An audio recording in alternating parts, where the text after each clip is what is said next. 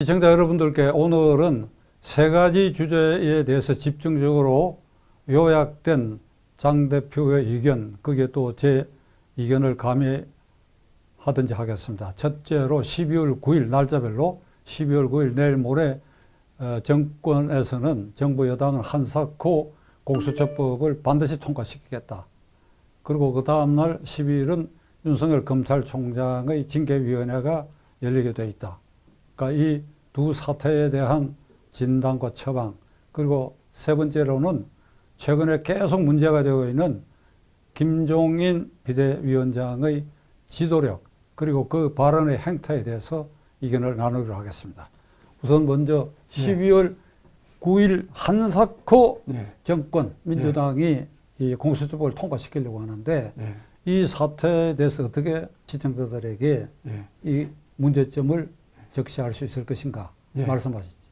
예, 이 공수처법은 명칭이 뭔가 하면 고위공직자 범죄수사처입니다.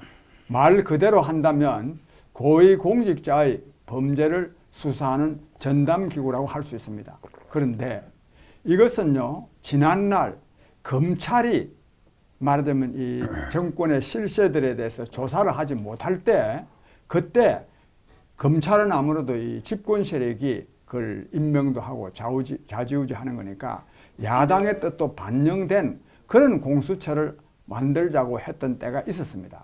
상당히 오래전입니다. 그러나 지금 이 문재인 정권이 만들려고 하는 것은 검찰을 오히려 무력화시키기 위한 것입니다. 무력화시키는 것. 그 다음에 검찰만 무력화시키는 것이 아니라 법원의 법관들까지도, 그러니까 모든 공직자들의 이 불법 비리를 조사해가지고 처벌하는 기구로서 이거는 그야말로 소련이 스탈린 독재의 KGB, 이 나치 독재의 게슈타포와 똑같은 걸 만들려고 하는 겁니다.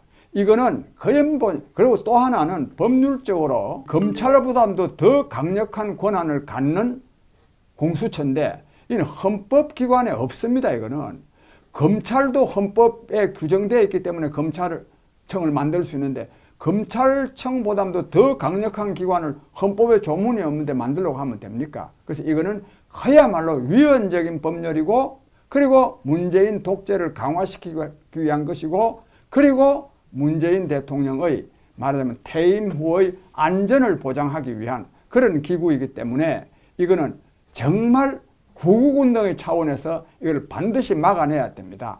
특히 제1야당인 이 국민의힘은 만약에 이걸 막아내지 못한다면 진짜 정말 국회의원직을 포기하든지 무슨 결단을 내려야 된다고 봅니다. 시청자 여러분들께 저는 이 방송을 통해서 공수처법, 그 공수처법이 위헌인 법률이다. 누누이 말씀드리기 때문에 생략하겠습니다. 위헌인 법률에 근거해서 만들어진 공수처는 그래서 유령기관입니다. 헌법적, 지금 장 대표 말씀대로 헌법적 근거도 없고 그 체계상도 없고 완전히 독립기구입니다. 검찰은 법무장관, 대통령으로 연결되는 민주적 통제장치가 그나마 있는데 공수처는 거의 전혀 없습니다. 그런데도 이것을 지금 한사코 통과시키려고 하고 있습니다.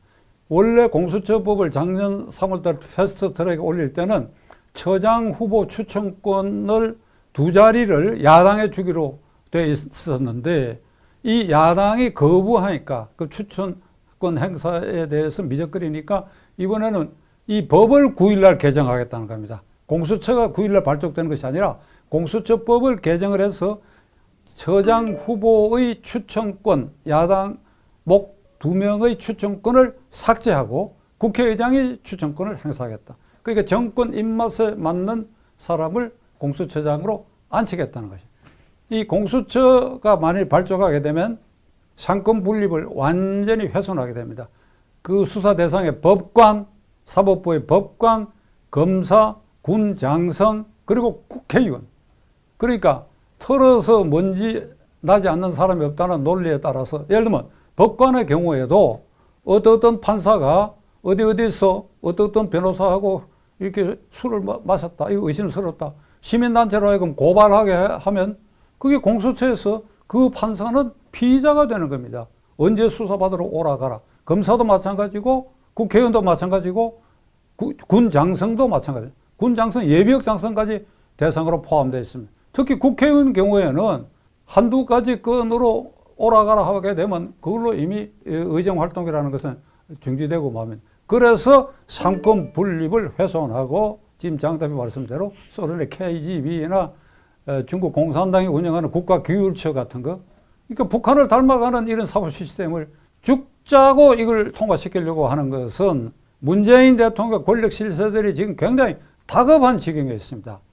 문재인 대통령으로서는 당장 원전 수사와 관련해서 그 최종 재가 명령자가 대통령이라고 하는 지금 피의자 선상에 올라 있고, 그리고 뭐 울산시장 부정선거와 일련의 옵티머스 사건 등 이런 모든 권력 실세들이 관련된 이 사건을 몽땅 공수처로 다 이관하겠다는 겁니다. 지금 제일 급한 사람은 저는 이낙연 민주당 대표라고 생각합니다. 며칠 전에 그 측근이 자살했지요. 지금 현재 드러난 혐의는 옵티머스 측으로부터 선관위에서 고발한 무슨 프린터기 59만 원 그 대여료만 물은 것이 아니라 집기 일체 1,000만 원 상당, 그 다음에 여의도 사무실에 보증금까지 물었다 하면 이건 당연히 이낙연 대표도 수사 대상이 되고 있는데 이 지금 제일 급한 것입니다.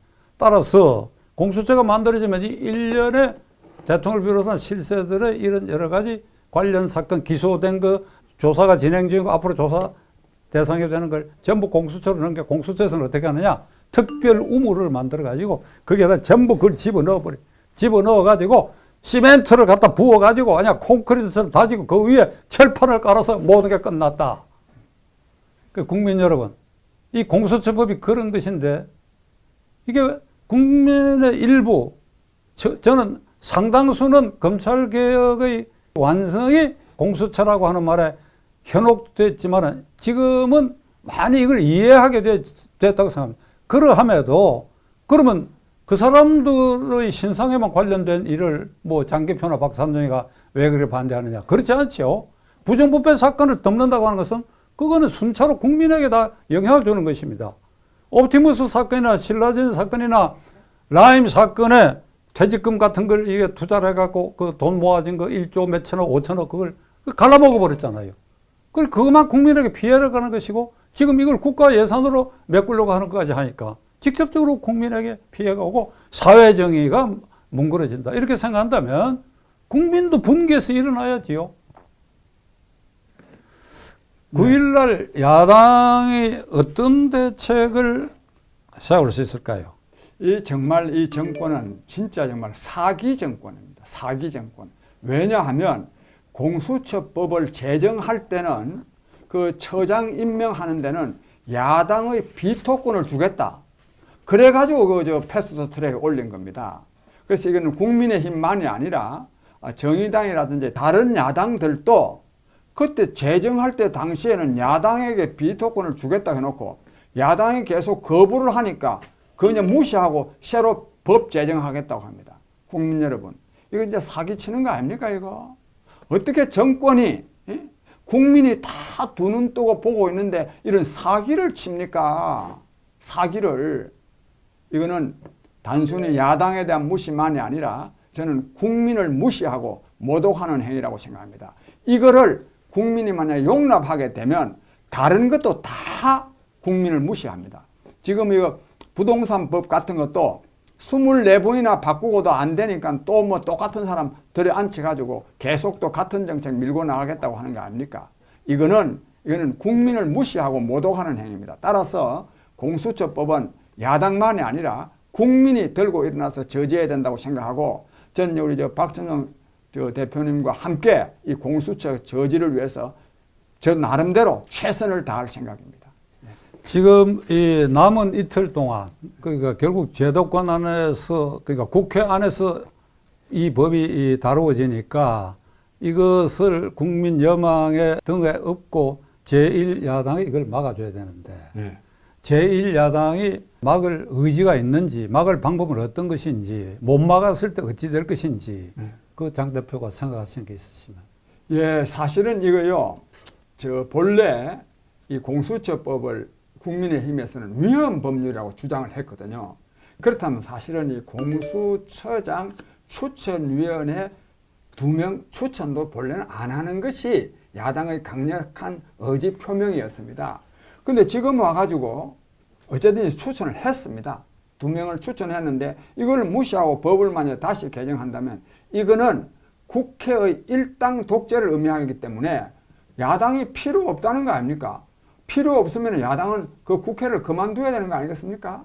저는 그래서 우리 박 대표님이 옛날에 말씀하신 대로 이 공수처를 여당이 강제적으로 만약에 통과시키려고 한다면 야당은 국회를 뛰쳐나와야 된다고 저는 생각합니다.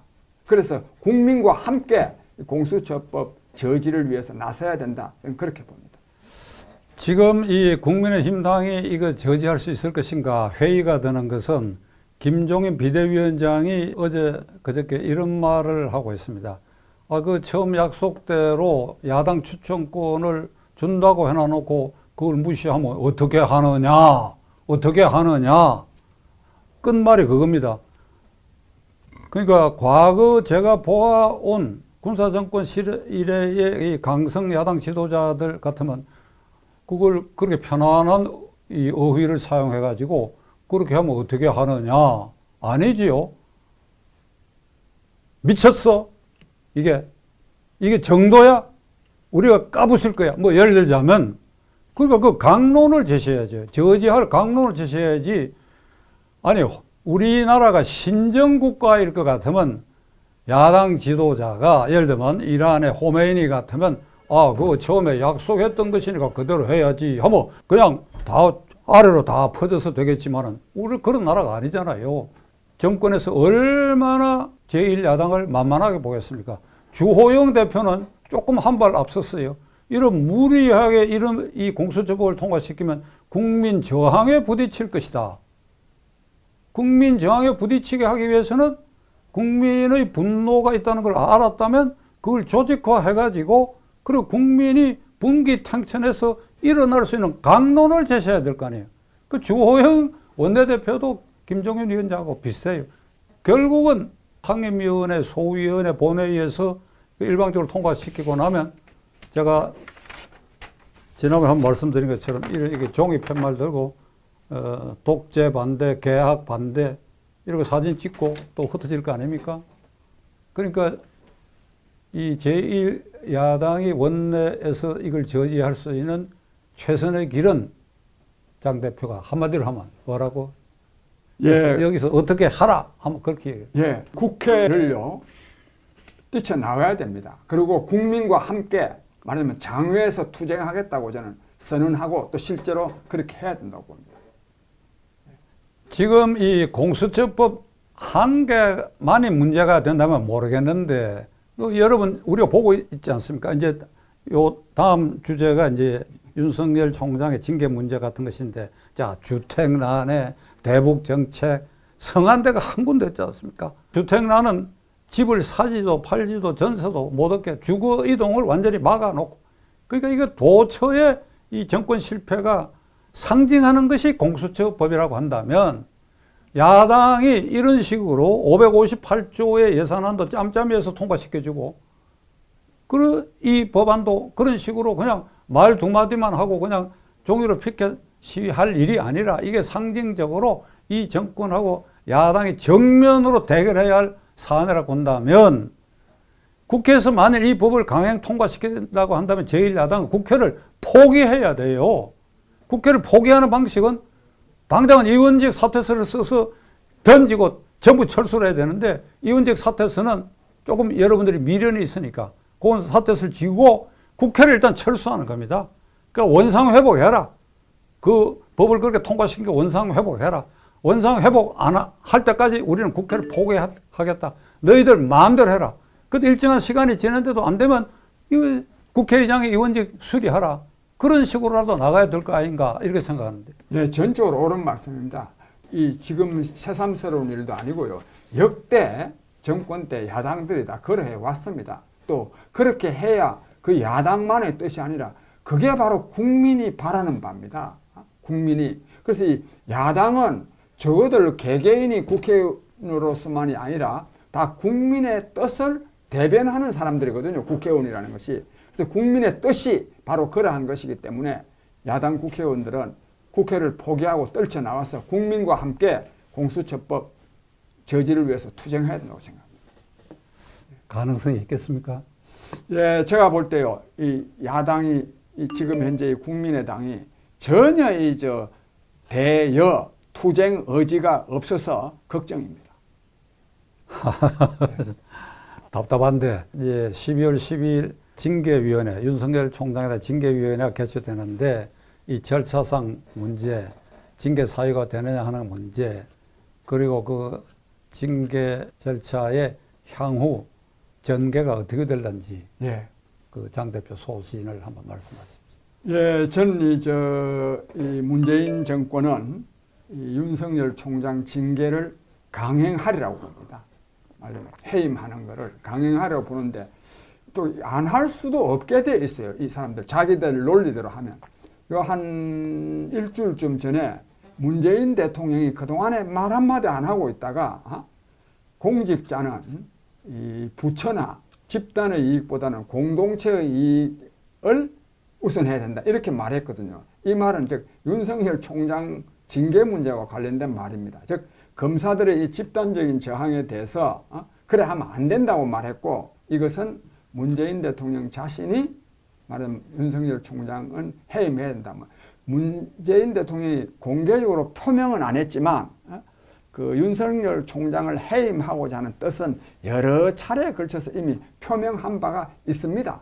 있는데 그러나 저는요, 윤석열 총장을 해임하면 왜 해임하려 하느냐 하면 다른 여러 가지 이유도 있지만 문재인 대통령의 불법과 부패로 말미암은 신변 안전을 위한 것이 저는 주된 이유라고 생각합니다. 그러면 윤석열 총장을 그러면 해임하면 문재인 대통령의 신변은 안전해질 것인가? 저는 그렇게 보지 않습니다.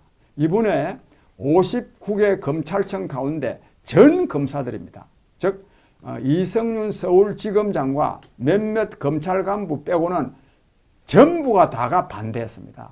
여기다가 또 이 정권의 엄청난 압박에도 불구하고 이 서울행정법원의 조미연 부장판사가 윤석열 총장을 말하자면 직무배제하는 것은 검찰의 독립성과 중립성을 위반하는 것이기 때문에 이 직무배제는 옳지 않다 그래가지고 법률적으로는 인용이라 그러는데, 즉 윤석열 총장의 손을 들어주었습니다. 이건 뭘 말하느냐? 이분들이 즉 이 검사나 판사가 말하자면 윤석열 총장에 대한 직무배제, 징계위원회 해부가 불법적이고 부당하기 때문이기도 하지만, 그러나 저는 그보다 더 중요한 것은 문재인 정권에 대한 국민의 분노를 저는 이 법원에서 저는 대변하고 있다고 생각합니다. 그런 점에서 이 문재인 정권은 윤석열 총장을 해임하겠지만 그로 말미암은 후폭풍이 즉 국민적 폭풍이 너무나 세서 정권 유지 자체가 어려워지는 길로 저는 다가서리라고 생각합니다. 제가 장 대표 말씀에 두 가지만 보태겠습니다. 우선 징계 사유가 없다, 성립하지 않는다. 그건 이 서울행정법원에서 직무배제 정지 결정을 내린 그 결정문에 직무배제도 옳지 않고 징계 사유가 될 만한 것도 없다. 이게 법원의 1차적 판단이 이미 나왔기 때문에 징계 사유가 없다. 둘째로는 이 절차상 굉장히 문제가 있고 위헌적 요소를 띠고 있다. 지금 검사징계법은 일반 검사에 대한 징계 사유가 있을 때는 검찰총장이 법무부 장관이 위원장인 검사징계위원회에 회부를 하는데, 검찰총장의 경우에는 법무장관이 징계위에 회부합니다.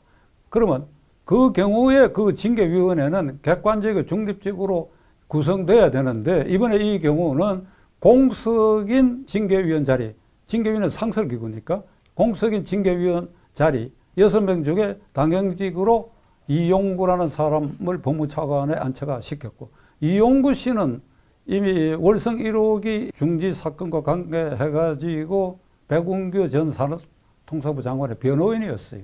그러면 그게 윤석열 총장을 제거해야 한다는 그 심정적 요소를 갖고 있는 사람을 법무차관에 임명하고 그 징계를 사실상 주도하고 있다 하는 거. 그러니까 이런 것이 절차상 이게 위헌이다.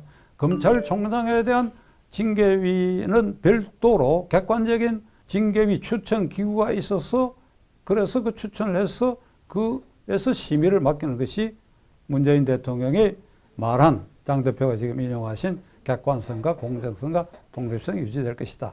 그래서 헌법재판소에 윤 총장이 이 법은 위헌이다. 그리고 구성도 위헌이라고 해서 제소했고 가처분 신청까지 했기 때문에 위헌인 절차에 따라서 시비를 진행할 것인가. 그런데도 계속 강행하면 지금 장 대표 말씀대로 벼락 맞을 일이지요. 네, 한마디로요. 그 윤석열 총장이 뭘 잘못했다. 이게 국민들이 알만한 내용이 전혀 없습니다. 어디 뭐 뇌물을 받은 것도 아니고 무슨 사건을 청탁한 것도 아니고 도대체 이제 윤석열 총장을 왜 해임하려고 하는지, 자르려고 하는지 그 이유를 국민들이 알지 못합니다. 아는 이유는 뭐냐? 문재인 정권의 권력 실세를 엄정하게 수사해서 처벌하려고 하는 거, 그겁니다. 그것 때문에 이걸 해임하려고 하는 겁니다. 이거는 그러니까 이런 국민이 알지도 못하는 이유를 들여대 가지고 검찰총장을 징계위원회 해부한다고 하는 거는 이거는 국민 여러분 진짜 이거는 독재 국가에서도 이거 하기 힘듭니다. 이걸 한다는 거는요, 이 정권이 정말 국민이 안중에 없는 겁니다. 모든 권력은 국민으로부터 나옵니다. 국민을 무시하는 정권, 그거는 절대로 국민이 용납해서는 안 되고 저는 항상 국민을 이기는 정권은 없다고 생각합니다. 이 정권, 자기네들이 굉장히 힘이 세서 검찰총장도 별 이유도 안 되는 이유를 가지고 무슨 해임이라는 말도 너무 고상합니다. 이게 쫓아내려고 하는 거죠. 찍어내려고 하는 거죠. 이거 찍어내는 거는 오히려 문재인 대통령이 찍어내지는 사태를 저는 초래하려고 봅니다. 법무장관에 대한 징계를 규정한 절차가 있다고 한다면 추미애 장관은 수십 번 징계위에 회부될 만한 잘못을 저지르고 있지요. 어제 오늘 어떤 평론가가 이런 얘기를 했던데 79년 전두환 신군부가 12.12 사태를 일으키는 것하고 거의 비슷한 일이다. 계엄사령관이고 육군 참모총장, 현직에 있는 정성화 육군대장을 그냥 붙들어다가 물고문으로 시작한 게 12.12 사태인데 이거 지금 이 사태가 윤석열을 때려잡는 것이 그때 12.12 사태하고 맞잡이다. 이런 소리까지 들리게 돼 있는데 하늘이 진노하라고 생각합니다. 이제 네. 끝으로 네. 이 김종인 비상대책위원장이 최근에 박근혜 전 대통령, 이명박 전 대통령의 재임 기간 중에 여러 가지 불미스러운 일 이런 거 대국민 사과를 하겠다 이런 발언을 파라고 있는데 그에 대해서 장 대표 어떻게 생각하십니까? 예, 참 국민 여러분, 앞서도 이 공수처 문제라든지 또는 이 윤석열 총장 찍어내기 문제에 대해서 뭐 여러 가지 원인이 있지만 야당이 제 역할을 못하기 때문입니다. 오죽하면 문재인 대통령한테 큰 복이 있는데 야당복이라는 말이 나오겠습니까? 야당복. 야당복이라는 말이 무슨 말입니까?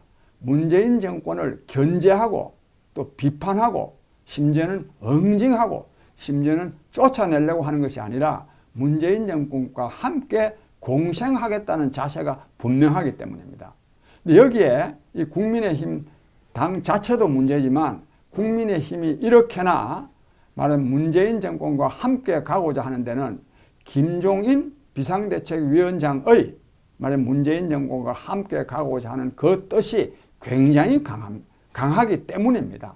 사실 저는 김종인 비상대책위원장이 요 며칠 전에 뭐 한 말씀이 있기 때문에 생략하고 무슨 말씀을 드리고 싶으냐 하면 엊그저께만이 아닙니다.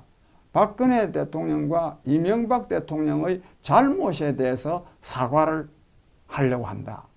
본래 이 당의 대표를 맡을 때도 바로 하려고 그랬는데 뭐 시기가 적절치 않아서 뭐 12월 뭐 9일인가 뭐 탄핵된 날, 탄핵된 게 뭐가 그렇게 좋다고 그날 맞춰서 할까 했는데 뭐 늦추어졌다. 곧 할 것 같다. 이런 말을 합니다. 국민 여러분, 이게 말이 됩니까 이게? 설사 박근혜 정부와 이명박 정부가 잘못이 있다 하더라도 이 잘못에 대한 비판에 기초해서 말하면 탄핵에 기초해서 문재인 정권이 들어섰는데 지금 문재인 정권이 박근혜 정부나 이명박 정부보다 나은 게 있습니까? 나은 게 없는 정도가 아니라 못해도 훨씬 못하는 거 아닙니까 이게? 그런데요, 이 정권에 대한 비판은 제대로 하지도 못하고 지난 정권에 대해서 사과한다 하는 게 이게 말이 되는 소리입니까 이게? 말이 안 되는데요, 이 말이 됩니다. 무슨 말이냐? 나 김종인은 문재인 대통령 당신을 도우겠다 하는 그 의지의 표명입니다. 그 외에는 아무런 정치적인 의미도 없습니다. 지금 뭐 사과한다고 해서 누가 뭐 감동할 국민도 없습니다. 그걸 또 사과로 받아들일 사람도 없습니다. 이건 오직 받아들일 사람이 딱 한 사람이 있는데 문재인 대통령입니다. 문재인 대통령, 김종인 국민의힘 비대위원장은 나를 도우려고 하는구나. 그걸 확실하게 신호를 보내는 겁니다. 그 다음에 국민 여러분, 저는 이 문재인 대통령 이 정권이야말로 무책임 정권이라고 생각합니다. 민주주의의 중요한 요소가 뭐냐면 책임 정치입니다. 책임을 져야 됩니다. 책임은 자기가 꼭 잘못했을 때만은 책임이 아니라 그 정부가 잘못했을 때는 고위 관리, 특히 대통령이 책임을 져야 되는데 이 정권은 책임 안 집니다. 그럼에도 불구하고 문재인 대통령이요, 지난 정권에 대한 정권의 잘못에 대해서는 온갖 군데 가서 사과했습니다. 70년 전에 있었던 4.3 항쟁에 대해서 이미 노무현 대통령 다 사과했는데도 또 거기 가서 사과합니다. 세월호에 대해서 또 사과합니다. 온갖 뭐에 대해서 문재인 대통령은 사과를 많이 했지만 또 그 다음에 또 뭐 검찰총장 시기 가지고 또 뭐 박종철 군 아버지한테도 가서 사과도 하고 말이에요. 이 정권은요, 지난 정권의 잘못에 대해서는 사과를 많이 하지만 자기네들이 잘못한 데 대해서는 사과를 하지 않습니다. 그동안에 사과해야 될 일이 얼마나 많이 있었습니까? 사과하지 않습니다. 저는 이번에 이 김종인 씨가 이 박근혜 정부와 문재인 정부에 사과를 하겠다는 것을 보고 문재인 대통령하고 똑같은 행태를 보이려고 하는 거라고 생각하고, 또 문재인 대통령이 지난 정권에 대해서는 사과하고 자기 정권이 잘못에 대해서는 사과하지 않은 데 대한 아무런 문제의식을 느끼기는커녕, 즉 비판적 문제의식을 느끼기는커녕 오히려요 문재인 대통령을 닮아가려고 합니다. 닮아가고 있습니다. 국민 여러분, 이런 사람이 제1야당의 대표를 해가지고 이 문재인 정권을 끝장낼 수 있습니까? 또 설사 끝장은 못 낸다 하더라도 문재인 정권의 실정을 바로잡을 수가 있겠습니까? 국민 여러분, 아까도 말씀드렸지만 야당도 다 국민이 있기 때문에 야당이 있습니다. 우리 국민의힘 엄청나게 못났습니다. 그러나 이것을 바로잡아야 될 사람들이 저는 간절하게 호소하는데 국민 여러분입니다.